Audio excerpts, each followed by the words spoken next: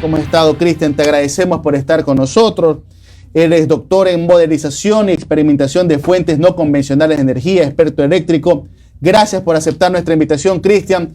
Te hemos invitado porque arrancamos una semana crucial, decisiva en el aspecto eléctrico como todas las que hemos tenido estas semanas. Hoy arrancan nuevos horarios. En teoría, desde hoy pasamos de 10 horas de cortes a 8 horas de corte. Estuve revisando tus cuentas el fin de semana, sobre todo en la noche de ayer, la tuya, la de Jorge Luis Hidalgo, la de Darío Dabros, la de otros especialistas que dicen, oigan, el tema de las embalses no está muy bien que se diga, ¿no? Cuidado, y ese anuncio que hicimos la semana anterior no se lo pueda cumplir. Cristian, ¿tú cómo ves la proyección de esta semana con respecto al tema de los apagones? Muy buenos días, Omar. Primero, mi solidaridad con Jimmy Jairala, político y periodista ecuatoriano. Realmente los ecuatorianos no podemos normalizar ni la violencia ni la falta de servicios básicos como la energía. Quería comenzar este programa con eso, pues lo de ayer fue bastante complicado. Ya entrando en materia, revisando ya todo lo que tiene que ver con los embalses, tanto de Mazar como el embalse de Amaluza y la producción pues que de estas centrales, va a ser bien complicado que se reduzcan los horarios, tomando en cuenta que también la semana anterior se perdieron 65 megavatios de la central Manduriaco. Entonces, en ese sentido, pues, decir que vamos a reducir los cortes de energía de 10 a 8 horas es bastante complicado. No ha existido un nuevo ingreso de generación que nos permita a nosotros indicar y poder cumplir este tipo de expectativas, pues, y creemos que no se van a cumplir, presumimos que no se van a cumplir esas promesas, especialmente más adelante, ¿no? Tomando en cuenta que los meses de octubre y noviembre son meses que hay poca pluviosidad en el austro ecuatoriano, pues, y entonces no, va a ser bien complicado que se cumplan ese tipo de situaciones. Cristian, dos temas. Primero tú acabas de decir el tema de octubre y noviembre. He podido leer a varios especialistas como tú que dicen, oiga, esto es histórico, ya, o sea, a ver, lo que tuvimos en agosto, septiembre, octubre fue lo anómalo, fue esa sequía extrema. Pero siempre, octubre y noviembre han sido meses con pocas lluvias. Entonces, pero en cambio, el discurso del gobierno es que hay la esperanza de que haya recuperación de embalses con lluvias durante estos meses. ¿De dónde puede salir esa información? Lamentablemente, cuando nos informaron el tema de la reducción de cortes, no nos dijeron cómo, ni el por qué ni cómo lo van a hacer. Entonces no hay ninguna data histórica, como tú ya lo dijiste, que nos indique que en estos meses va a llover. Y como te comenté, tampoco hay un nuevo ingreso de generación. Acabé de revisar incluso todos los diferentes contratos que realizó el gobierno tanto para alquiler como para compra de generación. Incluso hasta las fechas son un poquito fuera de contexto, ¿no? Por ejemplo, el tema de Salitral dice que va a entrar el 30 de noviembre, cuando firmaron recién el contrato en septiembre, ¿no? El 2 de septiembre. Entonces, son situaciones que son bastante complejas de cumplir. Y yo vuelvo y lo ratifico. Esperemos estar equivocados, pero inclusive en los siguientes meses, que son más complicados todavía, es posible que se aumenten los horarios y que no se reduzcan como lo dijo el gobierno. Cristian, buen día, ¿qué tal? Una consulta, durante el fin de semana usted justamente le dio la razón a los técnicos de SELEC que indican en un informe que actualmente no se ha incorporado ningún megavatio adicional al sistema nacional. Recién en noviembre sabemos que se incorporará un primer bloque de 341 megavatios y en un mediano plazo, dijeron sin fecha, un segundo bloque con 838 megavatios. Pero el presidente, como ya se mencionó, está hablando de reducir los cortes en esta semana. O sea, o el presidente tiene información adicional que SELEC no maneja, o cuál es el asunto ahí. Bueno, yo celebro lo que dijeron los técnicos de SELEC. No ha existido un ingreso de un solo megavatio a partir del 18 de septiembre que ingresó la barcaza. Los números son totalmente negativos en el tema de los embalses, como ya lo acabamos de hablar, y el anuncio parece ser más que tiene razones técnicas, tiene razones políticas.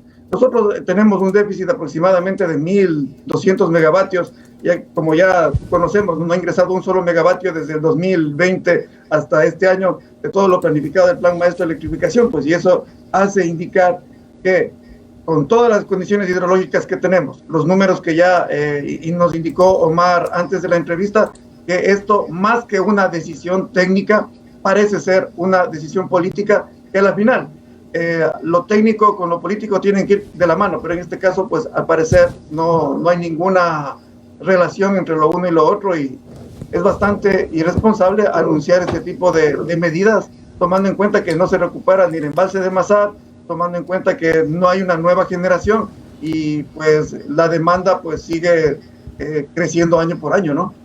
Cristian, a ver, volvamos un ratito al tema que tú decías de los contratos que está haciendo SELEC y que está haciendo el Estado en general para tener generación, sobre todo en tierra, porque ya el nuevo viceministro en una entrevista dijo, no, barcazas ya no, suficiente con la que tenemos al sur de Guayaquil, que está con intermitencia, 100, 85, luego baja, sube, pero bueno, está con intermitencias, pero está allá. Pero el viceministro dijo, no, ya barcazas ya no, sino que vamos a intentar generación termoeléctrica en tierra. La pregunta es, según el cronograma y según lo que tú has podido observar de la contratación, ¿cuáles son los primeros que estarían instalados? Bueno, se supone que, como ya lo comentaron, son dos bloques. Un primer bloque de 341 megavatios, que de acuerdo al cronograma de SELEC, por ejemplo, el Salitral tiene que estar el 30 de noviembre del 2024, Esmeraldas el 27 de diciembre y Quevedo el 5 de noviembre. Se supone que ya tenemos menos de 3 semanas. Bueno, esperemos que primero se cumplan estos cronogramas, también siguen a destiempo, ¿no? Esto pudieron haberlo hecho desde el día 1 que que ingresaron al gobierno, y esperamos que haya la crisis para poner generación termoeléctrica en tierra. O sea, la generación termoeléctrica es una generación cara, es una generación que es contaminante, pero es la única solución que tenemos a mediano y corto plazo para poder tratar de solucionar este tipo de crisis. Y yo realmente dudo que se cumplan también estos cronogramas, tomando en cuenta que existen solo 3 o 4 meses de la firma de los contratos. Aproximadamente este tipo de centrales se demoran en 6, 7 meses en poder ingresar a los sistemas una vez que ya están todos los elementos acá. Nos dijeron que van a llegar las centrales en aviones del ejército ecuatoriano y algunas cuestiones más, y pues va a ser bien complicado que ingresen. Incluso si es que ingresan en las fechas que están planificadas por SELEC, están a destiempo. Este tipo de situaciones debieron haberse hecho en el mes de enero de este año, y pues ya a estas alturas tener esa generación en firme para poder suplir el déficit. Sin embargo, con este bloque de 341 megavatios tampoco nosotros podemos suplir la falta de generación que tenemos, que son aproximadamente 1.200 megavatios. Tomando en cuenta incluso que Colombia dejó de abastecernos con 450 megavatios. Pero esa era mi otra pregunta, Cristian. Digamos que por esa suerte de la vida y porque hemos rezado bastante, Colombia en las próximas semanas nos vuelva a vender lo que nos vendía, o por lo menos un poco más, un poquito menos. Aún así, digamos que el anuncio del gobierno de la semana pasada fue porque ya hay algún compromiso de Colombia de volver a vendernos. ¿Habrá sido por eso? Dudo que Colombia tenga las condiciones de poder despacharnos los 450 megavatios que tiene. La sequía en el tema del estiaje no es únicamente en Ecuador, sino es a nivel regional. Colombia tiene un sistema bastante robusto, pero ahora ellos mismos, en el despacho económico de unidades de generación, están utilizando centrales térmicas para cubrir sus picos. Entonces, yo dudo que Colombia a nosotros nos despache los 450 megavatios que nos estaban despachando. Y de haber sido así, hubiera habido el anuncio, ¿no? Como dije al inicio y me ratifico, nos dijeron lo que van a hacer, pero no nos dijeron cómo ni el por qué. Entonces tampoco no dudo yo que Colombia vaya a despacharnos en esta fecha, ¿no? Colombia de pronto empieza a despacharnos a nosotros a mediados de diciembre, inicios de enero, en donde también Coca-Cola Sinclair pues aumenta su producción casi a potencia nominal, como ya nos tiene acostumbrados la central, y por la data histórica que tenemos de generación en este complejo. Ahora, como dice Omar, el gobierno se mantiene en que en noviembre la energía vuelve. Es decir, la ministra justamente encargada de energía dijo que inclusive un poco se fue en contra o dijo o acomodó el informe de SELEC que decía que los cortes se iban a mantener hasta marzo o abril del 2025. Ella dice y dijo que eso estaba basado en lo que SENACE evidencia como riesgo, dijo, y que entonces los cortes no pueden mantenerse hasta esa fecha porque ya vienen las lluvias durante esos meses. ¿Qué puede decir usted al respecto? Porque el gobierno indica que no, que sí, que no se van a mantener hasta abril, sino en noviembre ya se reducen. La planificación que nosotros hacemos a nivel de ingeniería se hace en el peor de los escenarios. Y de hecho, los técnicos que están en el Operador Nacional de Electricidad, SENACE, todas las proyecciones hacen acorde a la programación histórica que ellos tienen en el tema del despacho económico de unidades de generación. Entonces, anunciar un escenario demasiado optimista, diciéndonos que los cortes se van a acabar en noviembre y diciembre, es bastante utópico, muy complejo de que se cumpla, por lo que yo me ratifico y me mantengo en que debemos respetar lo que los técnicos del SENACE, los técnicos de SELEC nos han dicho, ¿no? O sea, los cortes sí se podrían ir hasta el mes de marzo y hasta un poco inicios de abril, en donde pues ya empiezan las... O sea, no hay una señal clara de que ingresen todos los megavatios que primero están contratados y segundo, tampoco el tema de la interconexión con Colombia, como acabamos de hablar. Es bien complicado que se cumplan incluso los cronogramas de estas próximas semanas, peor para los meses posteriores. Solo algo extraordinario de pronto que empiece a llover en el Austro o que Coca-Cola Sinclair entre a potencia nominal en estos días que ha estado más o menos con un promedio de 400 megavatios, va a ser complicado que se cumplan ese tipo de situaciones.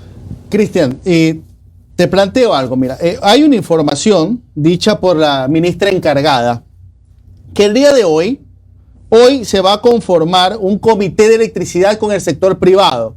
No dio muchas luces, pero eso dijo. Digamos que por esas cosas de la vida, a usted lo llaman, Cristian. Le dice, Cristian, véngase que necesitamos escuchar las voces expertas.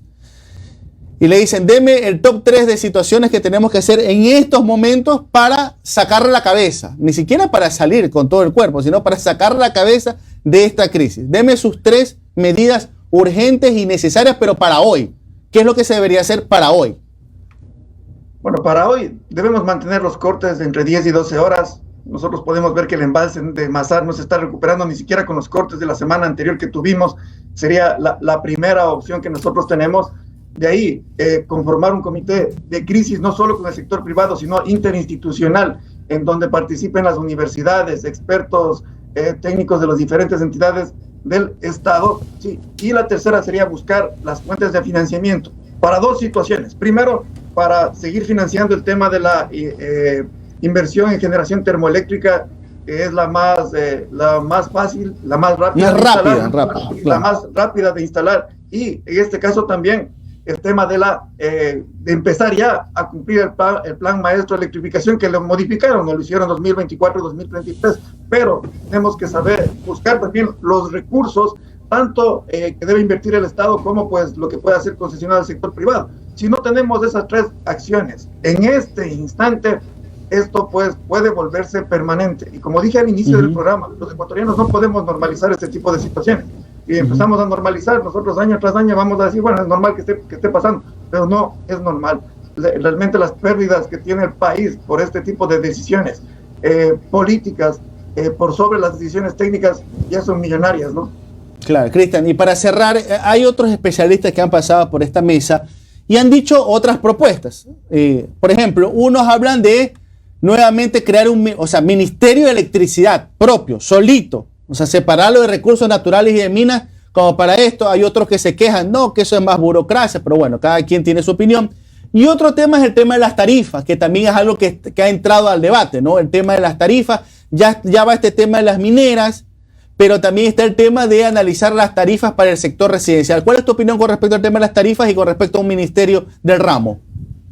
De hecho, la crisis inició cuando el señor Lenín Moreno decidió desinstitucionalizar el sector eléctrico ecuatoriano, uno de los sectores que mejor funcionaba. Teníamos un ministerio de electricidad y energía renovable y pues teníamos un ministerio de minas y petróleos. Son 3 sectores estratégicos que se manejan de diferente manera. Y desde ahí pues empezaron a darse muchas situaciones como la falta de regulación y control en el sector eléctrico, porque el problema no solamente es generación, O sea, ahorita evidenciamos el problema de generación porque nos está afectando con el déficit de los cortes. El problema es a nivel de subtransmisión. Yo conversaba con técnicos de la empresa eléctrica de Riobamba, a quienes capacité la semana anterior en algunos temas relacionados con las subestaciones, y me decían, vea Cristian, nosotros tenemos cerca del 90% de los transformadores de las subestaciones de subtransmisión están con el 95% de cargabilidad, es decir, están a tope. Los problemas también por la falta de control y la falta de institucionalidad se dan en el sistema de distribución. También las famosas pérdidas negras que le dicen, ¿no? Le califican así.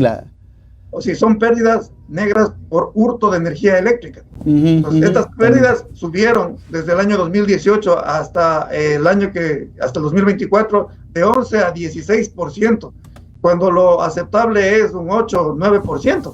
Entonces, cada punto porcentual de estas pérdidas le representan al Estado cerca de 40 millones de dólares. Entonces, antes, cuando se tenía un ministerio del ramo e instituciones robustas para el control, año a año las pérdidas se iban reduciendo. Se terminó la institucionalidad del sector eléctrico en el Ecuador y estas pérdidas han ido aumentando hasta llegar a valores que son inaceptables. El tema tarifario es otro tema que hay que revisarlo, ¿sí? Hay que tomar en cuenta, hay cuestiones que no son ciertas, que dicen que, por ejemplo, en generación no se toma en cuenta la amortización de las inversiones. Eso no es cierto, ¿no? Una tarifa viene dada por 4 componentes. Uno es el precio referencial de generación, otro es la tarifa de transmisión, el valor agregado de distribución y la tarifa de comercialización.